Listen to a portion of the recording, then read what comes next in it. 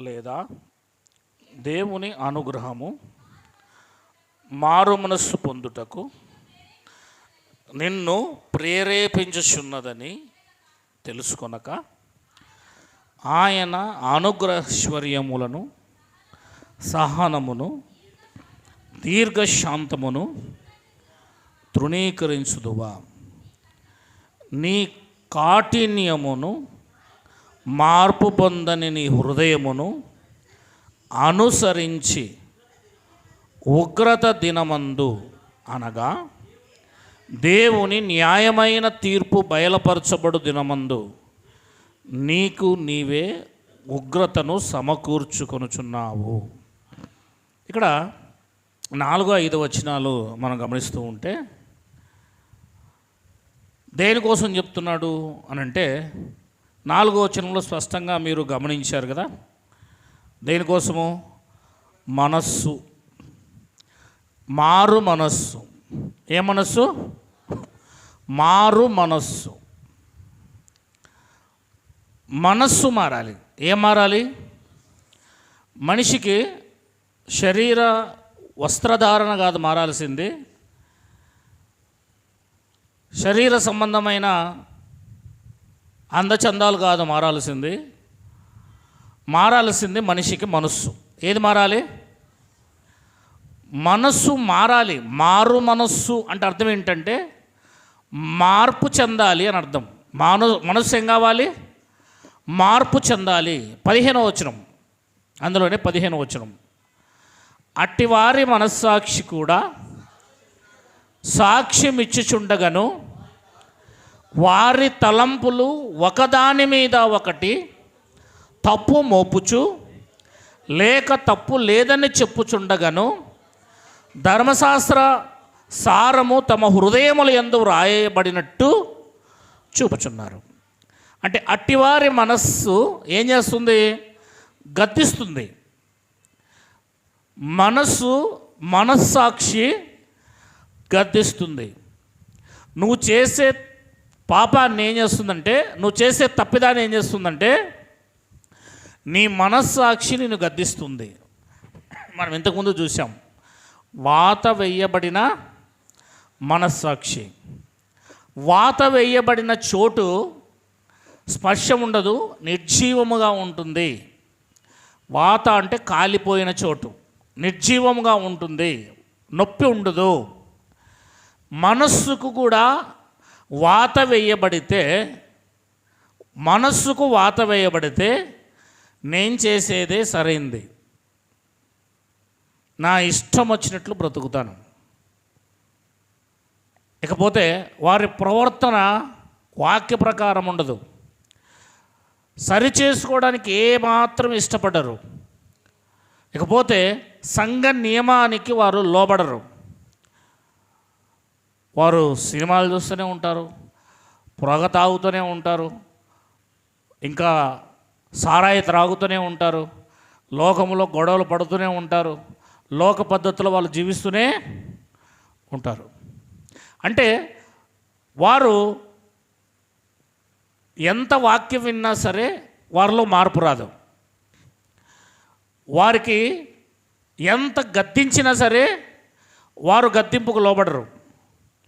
ఒప్పుకొని పాపాన్ని, నేను పాపం చేశాను ప్రభువా అని పశ్చాత్తాపడ్డానికి కూడా ఇష్టపడరు. ఎప్పుడు అంటే మనస్సు చచ్చిపోయినప్పుడు. ఏది చచ్చిపోయినప్పుడు? మనస్సాక్షి చచ్చిపోయినప్పుడు. దాన్నే వాత వేయబడిన మనస్సు అన్నారు. మనస్సాక్షి చచ్చిపోతే, మనస్సు గద్దించకపోతే, ఇక్కడ పౌలు అంటున్నాడు, అట్టి వారి మనస్సాక్షి కూడా సాక్ష్యమిచ్చుచుండగను. మనస్సాక్షి సాక్ష్యం ఇస్తుందట. ధర్మశాస్త్రం సాక్ష్యం ఇస్తుంది, మనస్సాక్షి కూడా సాక్ష్యం ఇస్తుంది. మనిషిలాగా అది కూడా సాక్ష్యం ఇస్తుంది. వారి తలంపులు ఒకదాని మీద ఒకటి తప్పు మోపుచు లేక తప్పు లేదని చెప్పుచుండగను ధర్మశాస్త్ర సారము తమ హృదయముల యందు వ్రాయబడినట్టు చూపుచున్నారు. అంటే మారు మనస్సు పొందని వారు మారని హృదయం ఏదైతే ఉందో వారి మనస్సు కూడా గద్దిస్తూనే ఉంటుందండి. గద్దిస్తూ గద్దిస్తూ గద్దిస్తూ గద్దిస్తూ చివరికి ఏమైపోతుందంటే అది పూర్తిగా చచ్చిపోతుంది. ఇక ఎంత గద్దించినా సరే రెస్పాండ్ అవ్వదు. ఫర్ ఎగ్జాంపుల్గా కంప్యూటర్లో హార్డ్ డిస్క్ అనేది ఒకటి ఉంటుంది. అది రిపేర్ వచ్చిందంటే పూర్తిగా కంప్యూటర్ ఏం చేయదు. దాన్ని హార్ట్ అనుకోండి, హార్డ్ డిస్క్ అనేది హార్ట్ అనుకోండి, మనస్సు అనుకోండి. అక్కడ అది రిపేర్ వచ్చిందనుకోండి టోటల్ కంప్యూటర్ పనిచేయదు ఇక. కనుక టోటల్గా అదొక ఇంపార్టెంట్ పార్ట్. అదేవిధంగా మనస్సాక్షిని బట్టే మనసు జీవితం ఉంటుంది. ఒక మనిషి మనస్సు ఏ విధంగా ఉంటుందో వాడు కఠినమైనరా అంటే వాడి హృదయం కూడా కఠినంగా ఉంటుంది. వాడు జాలి గలవాడు అంటే వాడి మనస్సు కూడా జాలి. ఇక్కడి నుంచే వస్తుందంతా. అది యాక్టివిటీస్ శరీరం ద్వారా జరిగేది ఇక్కడి నుంచే జరుగుతుంది. ఇక్కడ ఏదో అనుకోండి మీరు, మనస్సు ఆ మనస్సాక్షి అనేది చచ్చిపోయి ఉంటే వాళ్ళ జీవితంలో దేవుని వాక్యమును ఈ చెవులో నుంచి విని చెవులో నుంచి వదిలేస్తారు. పరివర్తన అనేది ఉండదు, మార్పు చెందడం అనేది ఉండదు వాళ్ళ జీవితంలో. మనస్సాక్షి గద్దిస్తూనే ఉంటుంది, కానీ దానికి వాళ్ళు లోబడి సరి చేసుకొని బ్రతుకు మార్చుకోకుండా ఆ మనస్సాక్షి గద్దిస్తుండే కొద్దీ మనస్సాక్షిని ఏం చేస్తుంటారు, నోరు మూయిస్తూ ఉంటారు. ఇక్కడ దానికోసమే మాట్లాడాడు. ఇప్పుడు 4వ వచనం చదువుదాం మరలా. 2వ అధ్యాయం 4వ వచనం. లేదా దేవుని అనుగ్రహము. ఈ వాక్యం ఎందుకు చెప్పబడుతుంది? సంఘానికి ఎందుకు రావాలి? దేవుని ఎందుకు నమ్ముకోవాలి? ఇది దేవుడు అనుగ్రహించే అనుగ్రహం. This is the gift. అనుగ్రహం నీకు అనుగ్రహిస్తున్నాడు. ఏమని? మారు మనసు పొందుటకు నిన్ను ప్రేరేపించుచున్నదని ఎరుగక. మారు మనసు పొందమని ఏం చేస్తుంది వాక్యము? దేవుడు ఏం చేస్తున్నాడు? వాక్యం ఏం చేస్తుంది? మారు మనసు పొందమని నీ హృదయాన్ని ప్రేరేపిస్తుంది. ప్రేరేపణ అంటే ఇన్స్పైర్ చేస్తుంది మనల్ని. ఓకేనా? పాపం చెయ్యొద్దు, వాక్య ప్రకారంగా జీవించు అని మన హృదయం దగ్గరికి, మన మనసు దగ్గరికి వచ్చి వాక్యం మనల్ని ఏం చేస్తుంది? ప్రేరేపిస్తుంది. మారు అని ప్రేరేపిస్తుంది. సాతాను యెహోవా దేవుణ్ణి ఏం చేశాడట? ప్రేరేపించాడు. నన్ను యోబు విషయంలో అనవసరంగా ప్రేరేపించావు. ప్రేరేపణ అంటే వెళ్ళు, యోబు నువ్వు ఏం చేసుకుంటావో చేసుకో పో అన్నట్టుగా దేవుణ్ణి ప్రేరేపించింది. దేవుడు ఆ విధంగా అనేటట్టుగా ప్రేరేపించింది. ప్రేరేపణ వాక్యం నీ దగ్గరకు వస్తుంది, మారు మనసు పొందుకో అని ప్రేరేపిస్తుంది, నిన్ను ప్రేరేపిస్తుంది. కానీ నువ్వేం చేస్తున్నావు? ఏం చేస్తున్నావు అంటుంది బైబిల్. ఆయన అనుగ్రహ ఐశ్వర్యమును, అదిగో ఆయన అనుగ్రహ ఐశ్వర్యం, అది ఐశ్వర్యం, ఆయన అనుగ్రహించే ఐశ్వర్యం. రెండోది దేవుడు సహనంగా ఉంటున్నాడు. సహనం కలిగి నీతో మాట్లాడుతున్నాడు. ఏమని? సహనమును దీర్ఘశాంతమును మనం తృణీకరించుచున్నాం. ఇది జరుగుతుంది అసలు విషయం. మారం అంటే మారం. ఏమంటే వెళ్ళిన వెంటనే సాయంత్రము గంటసేపు ప్రార్థన చేసుకోమంటే చేసుకుంటారా? సీరియల్ దగ్గర కూర్చుంటారా? ఇంకా సీరియల్ చూస్తున్నాము, ఇంకా సినిమాలు చూస్తున్నాము అని చేతులు ఎత్తండి. మరి దండిగా మంది ఉన్నారు. నీవు ఆ సీరియల్ వైపు, సినిమాల వైపు, ఆ జోకుల వైపు, సెల్ ఫోన్ వైపు పడిపోయావనుకో, నీ లోపల మనసు మారదు. నువ్వు లోకానుసారంగా జీవిస్తే మనసు ఎట్లా మారుతుంది? ఫరోలాగా ఇక్కడే ఉండండి, ఆరాధన చేయండి అన్నట్టుగా ఉంటుంది. అది మనస్సు మార్చుకోవాలి. ఏం మార్చుకోవాలి? మనస్సు మార్చుకోవడానికి మెటీరియల్ ఎక్కడుంది? మ్యాటర్ ఎక్కడుంది? బైబిల్లో దేవుడు అనుగ్రహించిన ఐశ్వర్యం అది. ఆ దేవుడు అనుగ్రహించిన ఐశ్వర్యమును మనం ఏం పొందాలి? మారు మనసు పొందుకోవడానికి ఇస్తున్నాడు. ఆయన సహనం కలిగి ఉన్నాడు. ఆయన దీర్ఘశాంతం కలిగి ఉన్నందువల్ల నువ్వేమవుతున్నావు? తృణీకరిస్తున్నావు దేవుణ్ణి. ఏమవుతుందిలే అనుకుంటున్నావు. ఏమవుతుందిలే, వినకపోతే ఏమవుతుంది, చేయకపోతే ఏమవుతుంది, ప్రార్థన చేయకపోతే ఏమవుతుంది, వాక్యం చదివితే ఏమవుతుంది అని సొంతంగా నీ సొంత ఆలోచనలతో జీవిస్తున్నావు. 5వ వచనం, అది చివరికి ఏమంటున్నాడు తెలుసా? దేవుడు కాఠిన్యం అంటున్నాడు. నువ్వు అలా మార్పు పొందకుండా ఉండడం అనేది కఠినమతత్వము, కాఠిన్యము, హృదయము కఠినపరుచుకుంటున్నావు. హృదయమును కఠినపరుచుకుంటున్నావు నువ్వు. నీ కాఠిన్యమును, మార్పు పొందని నీ హృదయమును దేని అనుసరిస్తున్నావు? మార్పు పొందిన హృదయమునా, మార్పు పొందని హృదయమునా? మార్పు పొందని హృదయమును. ఆ మార్పు పొందని హృదయం ఏం చెబుతుంది? ఏం చెప్తుంది? కొలస్సీ పత్రిక ముందు ఎఫెసీ పత్రిక చూద్దాం, 4వ అధ్యాయం.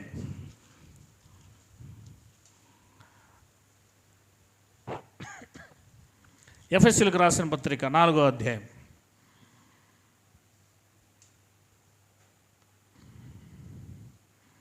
17వ వచనం చదువుదాం.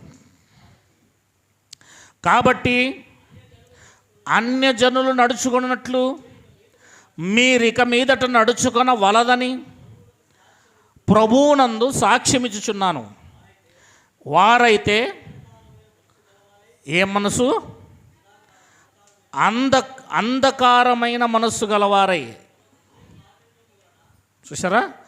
అంధకారమైన లేదా అంధకారం. అంధకారం అంటే చీకటి. అంధకారమైన మనస్సు గలవారై. ఏ మనస్సు ఉందండి వాళ్ళకి? అంధకారం, చీకటి, చీకటి మనస్సు. తమ హృదయ కాఠిన్యము వలన తమలో ఉన్న అజ్ఞానము చేత. అంటే వాళ్ళలో ఏముంది? అజ్ఞానం ఉంది, జ్ఞానం లేదు.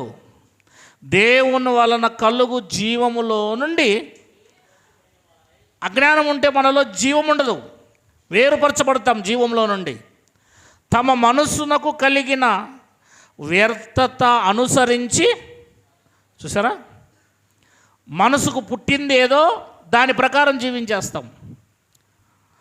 పోతాం, అక్కడ సారాయి బంక్ కనపడింది అనుకో సారాయి తాగేస్తాం, ఇక్కడ ఇంకోటి కనపడింది అనుకో ఇంకోటి చేసేస్తాం, ఇటు టీవీ కనబడితే టీవీ చూసేస్తాం. ఎప్పుడు 24 గంటలు అవేనా? సీరియళ్ళు, సినిమాలు, సెల్ ఫోన్లో పడిపోవడమా జీవితము? అది అన్ని జనాంగం చేసే పని. ఎవరు చేసే పని అది? అది అన్ని జనాంగం, అజ్ఞాన కాలంలో ఉన్నవారు చేసే పని. అజ్ఞానం, అంధకారంలో ఉండేవారు చేసే పని. కానీ నీ హృదయం కూడా ఏమైపోయింది? అలా కఠినపరచబడి అన్ని జనాంగం వలె నీవు కూడా అలాగే మారిపోయావు. కలిగిన వ్యర్థతను అనుసరించి నడుచుకొనుచున్నారు. తమ మనసుకు ఏది కలిగితే, తమ మనసులో ఏం పుడితే, అప్పుడప్పుడు వాళ్ళ మనసులో ఏం నిర్ణయం తీసుకుంటే, దైవ చిత్తానుసారమైన మనసు కాదు ఇది. దేవుడు ఈ మాట చెప్పాడా లేదా, ఇది చేయకూడదా లేదా, ఇలా చేస్తే ఏమవుతుంది అనేది పక్కన పెట్టేస్తారు వీళ్ళు. వాళ్ళ మనసులో అప్పటికప్పుడు ఏం పుట్టిందో అప్పుడే ఆ పనిని చేస్తారు. 19, వారు సిగ్గులేని వారై ఉండి నానా విధమైన అపవిత్రతను అత్యాశతో జరిగించుటకు తమ్మును తామే కామకత్వమునకు అప్పగించుకొనిరి. అయితే ఇప్పుడు వేరే ఇక్కడ ప్లస్, ఇంతవరకు మైనస్ చూసాం మనం. ఇప్పుడు మన కోసం చెప్తున్నాడు.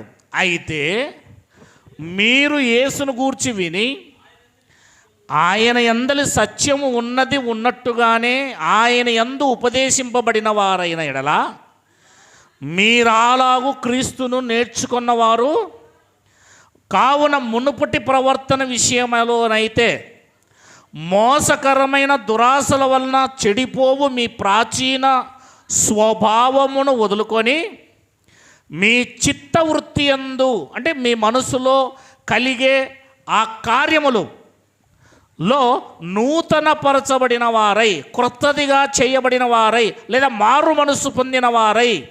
నంబర్ 1, నీతి యథార్థత అయిన భక్తి గలవారై, దేవుని పోలికగా సృష్టింపబడిన నవీన స్వభావమును ధరించుకొనుడి. అంటే అర్థం ఏంటి? ఇప్పుడు ఆ మనసు పోగొట్టుకోవాలి. హృదయ కాఠిన్యం, మన ఇష్టం వచ్చినట్లుగా జీవించే జీవితాన్ని పక్కన పెట్టాలి. ఇది దైవ చిత్తానుసారమా కాదా? బైబిల్లో ఇలా దేవుడు చెప్పాడు, ఇది దేవుడు చెప్పినట్లుగా మనం జీవిస్తున్నామా? రోమపత్రిక 12. ఇప్పుడు మనం ప్రతిదానికి కూడా కొలమానం ఏం తీసుకోవాలి? దేవుని వాక్యం. మన బ్రతుకులో ప్రతిదానికి అడుగేసే ముందు దేవుని వాక్యములో కొలమానం తీసుకోవాలి. మొదటి వచనం, కాబట్టి సహోదరులారా, పరిశుద్ధతను దేవునికి అనుకూలమైన సజీవ యాగముగా మీ శరీరములను ఆయనకు సమర్పించుకొనుడని దేవుని వాత్సల్యమును బట్టి మిమ్మల్ని బతిమాలు కొడుచున్నాను. ఇట్టి సేవ మీకు యుక్తమైనది. మన శరీరాన్ని ఇప్పుడు దేవుడికి ఏం చేయాలి? దేవునికి ఇచ్చేసేయాలి. అంటే దేవుడు చెప్పినట్లే ఈ శరీరం నడవాలి. ఒక రోబోను తయారు చేసిన తర్వాత ఆ శాస్త్రవేత్త తన చేతిలో, తన కంట్రోల్లో దాన్ని ఉంచుకుంటాడు. అది అతని మీదకి ఎదురు తిరిగేలాగా అది ఎప్పుడు ప్రయత్నం చేయదు. ఆయన ఏం చెప్తే అది చేస్తుంది. ఎప్పుడైతే ఆదామనే మొదటి మనిషికి పుట్టిన నీవు దేవునికి వ్యతిరేకంగా ఉండేవాడు. నీ గాడ్ దేవుడే, నిన్ను సృష్టించిన సృష్టికర్త దేవుడే. కానీ దేవుడు మనిషి రోబోకి స్వతంత్రాన్ని ఇవ్వలేడు, దానికి స్వతంత్రం ఉండదు. కానీ దేవుడు మనిషికనే రోబోకి స్వతంత్రం ఇచ్చాడు. స్వాతంత్రం ఇచ్చినా నువ్వు దేవునికి విధేయుడే బ్రతకాలి. స్వాతంత్రం తీసుకోకూడదు, ఇక్కడ ఇండిపెండెన్స్ తీసుకోకూడదు. దాన్నే విధేయత అంటారు. అర్థమైందా? దాన్ని ఏమంటారు? విధేయత. నీకు స్వాతంత్రం దేవుడు ఇచ్చాడు. మందు తాగడానికి ఇచ్చాడు, బిడిలు తాగడానికి ఇచ్చాడు, వ్యభిచారం చేసుకోవడానికి ఇచ్చాడు, చంపడానికి ఇచ్చాడు, కొట్టడానికి ఇచ్చాడు, మోసం చేయడానికి ఇచ్చాడు. నువ్వు ఏ పాపం చేయడానికైనా దేవుడు అవకాశము, నీకు స్వతంత్రాన్ని ఇచ్చాడు. ఏమైనా చేసుకోబో అన్నాడు. కానీ నీవు వాటిని చెయ్యకుండా దేవుడు చెప్పినట్లు జీవించడమే బైబిల్లో విధేయత అని చెప్పబడుతుంది. అంటే నన్ను తయారు చేసిన దేవుడు, నన్ను తిరిగి జన్మింపజేసిన దేవుడు, నన్ను మరలా నూతనముగా నా కోసం ప్రాణం పెట్టిన యేసయ్య, నా కోసం ప్రాణం పెట్టడానికి పంపించిన యేసయ్య బ్రతికినట్లుగా నా జీవితం కూడా నేను ఇప్పటి నుంచి నా దేవునికి అంకితం చేసుకుంటున్నాను. ఇది సర్వస్వం దేవుడిదే అని ఏ రోజు నుంచి నువ్వు సజీవ యాగముగా నీ శరీరాన్ని దేవునికి సమర్పిస్తావో ఆ రోజు నుండి ఆ శరీరం ఆ యజమాని చెప్పినట్లుగా చేయడం మొదలు పెడుతుంది. అంటే వాక్యం ఏం చెప్తే, వాక్యం ఎక్కడుంటుంది? ఇప్పుడు క్రొత్త నిబంధన ఎక్కడ రాస్తారన్నాడు? వారి హృదయములలో. ఇప్పుడు హృదయములో చిప్పు పెట్టాడనమాట, ఆ రోబోకు పెట్టినట్లుగా. ఇప్పుడు ఆ రోబో ఇతను ఏం చెబితే అది చేస్తుంది. ఇతను ఆధీనంలో ఉంటుంది, ఇతను చెప్పినట్లుగా అది ఉంటుంది. అదే ప్రకారంగా ఇప్పుడు మనం కూడా విధేయులమై దేవుడు చెప్పినట్లుగా జీవించాలి. యేసుక్రీస్తు వారు చేసింది ఏంటండి? యోహాను సువార్త 17, ఆయనకు స్వతంత్రం ఉంది, కానీ ఏం చేశాడో చూడండి. యోహాను సువార్త 17, 2వ వచనం, నీ కుమారుడు నిన్ను మహిమపరచునట్లు నీ కుమారుని మహిమపరచుము. నీవు నీ కుమారునికి ఇచ్చిన వారందరికీ ఆయన నిత్యజీవం అనుగ్రహించున్నట్లు సర్వ శరీరముల మీద ఆయనకు అధికారం ఇచ్చితివి. సర్వ శరీరాల మీద. ఇప్పుడు మన శరీరాల మీద అధికారం ఎవరు మిగుంది? యేసుక్రీస్తు వారికి ఉంది. మనం రోబోస్ అయితే మన శరీరాల మీద యేసుక్రీస్తుకి అధికారం ఉంది. అద్వితీయ సత్య దేవుడైన నిన్నును నీవు పంపిన యేసుక్రీస్తును ఎరుగుటయే నిత్య జీవం. చేయుటకు నీవు నాకిచ్చిన పని నేను సంపూర్ణముగా నెరవేర్చి భూమి మీద నిన్ను మహిమ చేయుటకు నీవు నాకిచ్చిన పని. అంటే దేవునికి విధేయుడిగా ఉన్నాడా, అవిధేయుడిగా ఉన్నాడా? రోమిలకు రాసిన పత్రిక అయిపోయింది కదా, ఇప్పుడు ఇక్కడికి రండి. హెబ్రీలకు రాసిన పత్రిక 5వ అధ్యాయం 7వ వచనం చదవండి తొందరగా. శరీరధారి అయి ఉన్న దినములలో మహారోదనతోనూ కన్నీళ్లతోనూ తన్ను మరణం నుండి రక్షించగలవానికి ప్రార్థనలు యాచనలు సమర్పించి భయభక్తులు కలిగి ఉన్నందున ఆయన అంగీకరింపబడెను. ఆయన కుమారుడై ఉండి తాను పొందిన శ్రమల వలన విధేయతను ఏం నేర్చుకున్నాడు? విధేయత. రోమిలకు రాసిన పత్రిక 5వ అధ్యాయం.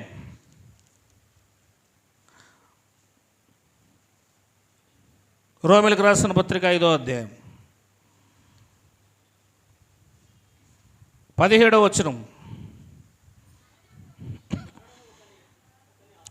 మరణము ఒకని అపరాధం వలన వచ్చినదై ఆ ఒకని ద్వారానే ఏలినెడల కృపాబాహుల్యము నీతి దానమును పొందువారు జీవం గలవారే మరి నిశ్చయముగా యేసుక్రీస్తు అను ఒకని ద్వారానే. కాబట్టి తీర్పు ఒక అపరాధం మూలమైన వచ్చినదై మనుషులకు అందరికీ శిక్షావిధి కలుగుటకు ఎలాగో కారణమైన అలాగే ఒక్క పుణ్యకార్యం వల్ల కృపాదానం మనుషులందరికీ జీవప్రదమైన నీతి విధింపబడుటకు కారణమైన. ఏలైనగా ఒక మనిషిని అవిధేయత వలన అనేకులు పాపులుగా ఎలాగూ చేయబడిరో అలాగే ఒకని విధేయత వలన అది. యేసుక్రీస్తు విధేయుడు. యేసుక్రీస్తు ఏమయ్యాడు? విధేయ చూపించాడు. అంటే అర్థం ఏంటి? దేవుడు చెప్పిన ప్రతిదీ చేశాడు. హృదయాన్ని కఠినపరచుకోలేదు. హృదయముకు ఆయన హృదయానికి ఏమంటారు దాన్ని? వాత వేయబడలేదు. దేవుడు ఏం చెప్పినా చేయుటకు నీవు నాకు ఇచ్చిన పనిని నేను సంపూర్ణంగా చేసి నేను దేవా భూమి మీద మహింపరిచాను. అందుకే రోమపత్రిక 12లో సజీవ యాగముగా యేసుక్రీస్తు వారు ఏ విధంగా అయితే శరీరాన్ని దేవునికి సమర్పించాడో భూమి మీద, నీవు క్రీస్తుని తెలుసుకున్న తర్వాత బాప్టిజం తీసుకున్న తర్వాత ఇక మిగిలిన జీవితకాలము ఈ శరీరమును దేవునికి ఇచ్చేయాలి. ఈ శరీరముతో దేవునికి సజీవంగా చచ్చిపోయిన తర్వాత కాదు, బ్రతికుండంగానే ఆయన కోసం దీన్ని యాగంగా శరీరాన్ని ఇచ్చేయాలి. ఎలాగా? దేవుని చిత్తానుసారంగా. 12 మొదటిది, కాబట్టి సహోదరులారా పరిశుద్ధులను దేవునికి అనుకూలమైన సజీవ యాగముగా మీ శరీరములు టీవీకి ఇవ్వండి, మీ శరీరములు సినిమాకి ఇవ్వండి, మీ శరీరములు సెల్ ఫోన్లకు ఇవ్వండి, మీ శరీరములు మీ ఉద్యోగాలకు ఇవ్వండి లేదక్కడ, మీ జోకులకి ఇవ్వండి లేదక్కడ. సజీవ యాగముగా దేవునికి సమర్పించుడి. దేవునికి ఈ శరీరముతో ఇప్పుడు దేవుని కార్యాలు జరగాల. నీ శరీరమే నీకు శత్రువు. ఒకప్పుడు అది 7వ అధ్యాయం, రోమపత్రిక 7వ అధ్యాయం. ఎప్పుడైతే నీ లోపలికి క్రీస్తు వచ్చాడో రోమపత్రిక 8వ అధ్యాయమో నీ శరీరమే నీకు మిత్రువు. ఏ శరీరముతో అయితే దేవునికి వ్యతిరేకంగా జీవిస్తామో అదే శరీరముతో రోమపత్రిక 6లో అన్నాడు, ఏ అవయవాలతో పాపం చేశామో దేవుని దూరం అయ్యామో అదే అవయవాలతో నీతి కార్యాలు చేయండి అన్నాడు. ఒకప్పుడు ఇది శత్రువు, దేవుని నమ్ముకున్న తర్వాత ఇది నీ అనుకూలంగా మారిపోతుంది. ఇది నువ్వు చెప్పినట్లు చేయాలి. ఇది నువ్వు చెప్పినట్లు ఇంకా చేయడం లేదంటే వాక్యానుసారంగా నువ్వు బ్రతకడం లేదు. వాక్య ప్రకారం అంటే నువ్వు చెప్పినట్లు అంటే అర్థం ఏంటంటే వాక్యం చెప్పినట్లా ఈ శరీరం లోబడ్డం లేదు అంటే, ఆత్మ చెప్పినట్లు శరీరం లోబడ్డం లేదు అంటే ఎక్కడో మిస్టేక్ జరుగుతుంది. అందుకే 12వ అధ్యాయంలో కాబట్టి సహోదరులారా పరిశుద్ధులను దేవునికి అనుకూలమైన సజీవ యాగముగా మీ శరీరములను ఆయనకు సమర్పించుకున్న దేవుని వాత్సల్యం బట్టి మిమ్మల్ని బతిమాలు కొనుచున్నాను. ఇట్టి సేవ మీకు ఇది సేవ. సజీవ యాగంగా దేవుని శరీరంతో చేసే సేవే నిజమైన సేవ. ఈ శరీరంతో చేయాలి ఇప్పుడు సేవ. ఈ శరీరంతో మనం పని చేయాలి. ఎట్లా చేయాలి? శరీరంతో ఈ శరీరాన్ని ఎవరికి సమర్పించాలి? పౌలు ఎవరికి అప్పగించాడు? అపోస్తలులు ఎవరికి అప్పగించారు? మొదటి శతాబ్దపు కాలంలో ఎవరికి అప్పగించారు శరీరాన్ని? బ్రతుకుడ క్రీస్తే, చావైతే లాభం. ఈ శరీరం అందున్నది మీ కొరకే అంటున్నాడు. ఈ శరీరం దేని కొరకు? ఈ శరీరములో క్రీస్తు పొందిన ఆ మిగిలిన గురుతులు, ఆ శ్రమలు నా శరీరం ముందు నేను పొందుకుంటున్నాను. ఎవరు? పౌలు గారు అంటున్నారు గలతీ పత్రికలో. అంటే ఈ శరీరము ఎవరి కోసం? ఇంకా బాప్తిసం తీసుకున్న తర్వాత అక్కడ టీవీ కోసమని, సీరియల్ కోసమని, సినిమా కోసమని, లోకం కోసమని, ఉద్యోగం కోసమని లేదు. ఉద్యోగానికి వెళ్ళినా సరే నీ శరీరము ఆయనకే ఉపయోగపడాలా. అక్కడ కూడా దేవుడు కనపరచబడాలా. ఎవరు కనపరచబడాలా? దేవుడు కనపరచబడాలా. ప్రతి చోట దేవుడు కనపరచబడాలా.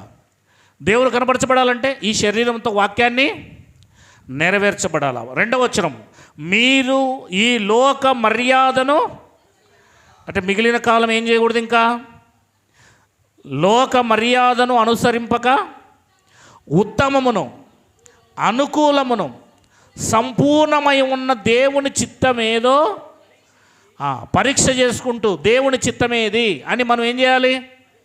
పరీక్షించి తెలుసుకున్నట్లు. మరలా అంటున్నాడు, మీ మనస్సు మారాలి. ఆ మనస్సు పాత మనస్సు కాదు, ఇప్పుడు కొత్త మనస్సుగా మారాలి. మీ మనస్సు మారి నూతన మగుట వలన రూపాంతరం పొందుడి. ఏం పొందాలి? రూపాంతరం అంటే శరీరం వేరే రూపంలోకి మారడం కాదు. శరీరములో పాత జీవితం కనబడకపోవడమే రూపం. పాత జీవితం ఈ శరీరంలో కనబడకూడదు. అందుకే దీన్నే పేతురు గారు 1 పేతురు 4:1 శరీరానుసారంగా మీరు జీవించొద్దు అని ఉంటుంది. అక్కడ మిగిలిన కాలం, క్రీస్తులో ఉన్న మిగిలిన కాలము శరీరానుసారంగా. ఇంకా చదవండి ఆ మాట కూడా 4:1 గనుక ఆయుధముగా ధరించుకోండి, శరీర విషయములో శ్రమపడిన వాడు శరీరములో ఉన్నన్నాళ్ళు ఇక మీదట అది లోకాశలు, మనుజాశలు అన్న ఒకటే అనుసరించి జీవించక దేవుని ఇష్టానుసారంగా. ఇక్కడ దేవుని ఇష్టమేదో పరీక్షించండి. ఇక్కడ దేవుని ఇష్టమేదో తెలుసుకొని నడుచుకొనున్నట్లు పాపముతో జోలికల్లేమియూ లేక ఉండాలి. అదే మాటే చెప్తున్నాను నేను మరలా. అంటే రూపాంతరం చెందడం అంటే ఉన్నట్టుగా ఏదో యేసుప్రభు కొంత మీద రూపాంతరం చెందినట్లు కాదు. మనిషి శరీరములో పూర్తిగా పాత జీవితం కనబడకూడదు. పాత జీవితం, మనిషి ఆశలు, మనిషి స్వభావం, లోక స్వభావం, మనిషిలో లోకం కనబడకూడదు. ఏ వ్యక్తిలో లోకం కనబడదో ఆ వ్యక్తి రూపాంతరం చెంది ఉన్నాడు. అది రూపాంతరం చెందడం అంటే. రూపాంతరం చెందడం అంటే మనం ఇట్లా మారిపోదడం, ఇట్లా మహిమా శరీరంగా మారడం కాదు. మనిషి పూర్తిగా శరీర సంబంధిగా, ఆ ప్రకృతి సంబంధిగా ఉన్నవాడు ఆత్మ సంబంధిగా మారటం. ఎప్పుడు మారుతావు? సజీవ యాగముగా ఈ శరీరాన్ని దేవునికి సమర్పించినప్పుడు, ఈ శరీరముతో దేవుని చిత్తానుసారంగా జీవించాలని నిర్ణయం తీసుకున్నప్పుడు ఆటోమేటిక్గా నోరు, కన్ను, చెవి, శరీరం మొత్తము దేవుని యొక్క ఆధీనంలోనికి వస్తుంది. రోబో దేవుని యొక్క ఆధీనంలోనికి వస్తుంది. విధేయత చూపిస్తావు, ప్రతి మాటకి విధేయత చూపిస్తావు. విధేయత చూపిస్తేనే దేవుని ఆత్మ దొరుకుతుందన్న మాట కూడా బైబిల్లో ఉంటుంది. తెలుసా మీకు? అపోస్తుల కార్యములు చదవండి, మీకు తెలిసి ఉంటే. అపోస్తుల కార్యములు 5వ అధ్యాయము, 5వ అధ్యాయమేనా? చదవండి 32 చివరి వచనంలో. మేమును దేవుడు తనకు విధేయులైన వారికి అనుగ్రహించిన పరిశుద్ధాత్మయు అని రాబడించండి. అంటే ఎప్పుడు విధేయుడవుతావో, అంటే వాక్యానికి ఎప్పుడైతే నీ శరీరం లోబడ్డం నేర్చుకుంటుందో, ఏది చూడకూడదని వాక్యం చెప్తుందో అది చూడొద్దు, ఏది తినకూడదని వాక్యం చెప్తుందో అది తినొద్దు, ఏది చెయ్యకూడదని చెప్తుందో వాక్యం అది చెయ్యకు, ఏది మాట్లాడకూడదని చెప్తుందో అది మాట్లాడకు. అప్పుడు నీవు దాన్ని నిజ జీవితంలో దేవుని కోసం పట్టుకోవాలి, ఆగాలి, తప్పదు, మరి నిలబడాలి. ఎప్పుడైతే నిలబడతావో ఆటోమేటిక్గా నువ్వు దేవునికి ఏమవుతావు? విధేయత చూపిన వాడుగా అవుతావు. ఆ పండు దినమున నిశ్చయముగా తినాలంటే ముందు ఏం చేయాలి? అది ఏదో వినాలి, ఏదో చూడాలి, ఏదో తినాలి. చెయ్యి ఇవన్నీ శరీరం దాని దగ్గరికి వెళ్ళాలి. కనుక తినుదినమున చేస్తావు. తినకుండా ఉన్న రోజులు ఏమయ్యారు? విధేయత చూపించారు, జీవంలో ఉన్నారు. ఎప్పుడైతే తిన్నారో అవిధేయులయ్యారు. ఆదాము చేసిన అవిధేయత వలన అందరూ ఏమైపోయారు? దాన్ని అవిధేయత. తిన్నంత వరకు దేవుడు చెప్పినట్టు జీవించారు. స్వతంత్రం ఇచ్చినా వాళ్ళు స్వతంత్రాన్ని ఉపయోగించుకోలేదు. కానీ తర్వాత వాళ్ళు స్వతంత్రాన్ని ఉపయోగించుకుని సొంత ఆలోచనలోకి వెళ్ళారు. వారి మనస్సాక్షి గద్దిస్తున్నా సరే పాపం చేశారు. ఇక్కడ కూడా బైబిల్ అంటుంది, మనస్సు మారి నూతనంగా నువ్వు రూపాంతరం చెందాలంటే ముందు ఏది మాట్లాడాలో, ఏది చూడాలో, ఏది చూడకూడదో, ఏది చెయ్యాలో, ఏది చేయకూడదో వాక్యములో దేవుడు అన్ని విషయాలు చెప్పాడు. వాటిని చదువుకో లేదా విను, వాటిని చెయ్యి. టీవీలు చూడొద్దు, సీరియల్ చూడొద్దు, సినిమాలు చూడొద్దు, జబర్దస్తులు చూడొద్దు, ఆ గేమ్స్ ఆడొద్దు, సెల్ ఫోన్ పక్కన పెట్టు. చూస్తే సెల్ ఫోన్లో దేవుని సంబంధించిన విషయాలు ఏమైనా చూడు, దేవుని కోసం ఉపయోగపడేటట్లు చేయి. సగానికి సగం 50% ఇవే నిన్ను బలహీనపరుస్తున్నాయి, 50% దెబ్బతీస్తున్నాయి ఇవి. ఇందులో నుంచి నువ్వు బయటకు వస్తే మోకాలు ఉండడానికి సమయం ఉంటుంది, బైబిల్ చదవడానికి సమయం ఉంటుంది, వీడియో రావడానికి సమయం ఉంటుంది. ఆత్మీయంగా నీ శరీరము నిదానముగా జీవములోనికి మరణములో నుండి మారుతుంది. అరికాలం మొదలుకొని నన్నెత్తు వరకు ఆ మరణ ఛాయలన్నీ పోయి జీవపు ఛాయలు రావడం మొదలు పెడతాయి. అప్పుడు 9:30కు నేను రమ్మన్నా 9 గంటలకే వచ్చి ఆరాధన చేస్తావు. అప్పుడు ఆటోమేటిక్గా ఆత్మీయత గలవాడు వాని హృదయంలో మంట ఉంటుంది, బాధ్యత ఉంటుంది. నేను ఎవడేం చెప్పాల్సిన అవసరం లేదు. అవునా లేదా? పరిచర్య చేయమని చెప్పాల్సిన అవసరం లేదు, దేవుని పని చేయమని చెప్పాల్సిన అవసరం లేదు. ఆటోమేటిక్గా నీకు బాధ్యత వస్తుంది. ఈ దేవుడే నేర్పిస్తాడు. నీలో ఉన్న అభిషేకమే నీకు నేర్పిస్తుంది. నేర్పించిందనుకో, నువ్వు నేర్పించబడమే కాదు, ఇతరులకు కూడా నేర్పిస్తావు. చూడు సామెతల గ్రంథము, ఒక నీతిమంతుడు ఏం చేస్తాడో చూడండి ఒకసారి.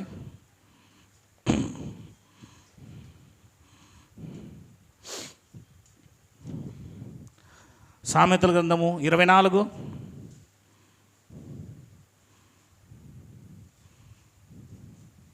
12:26.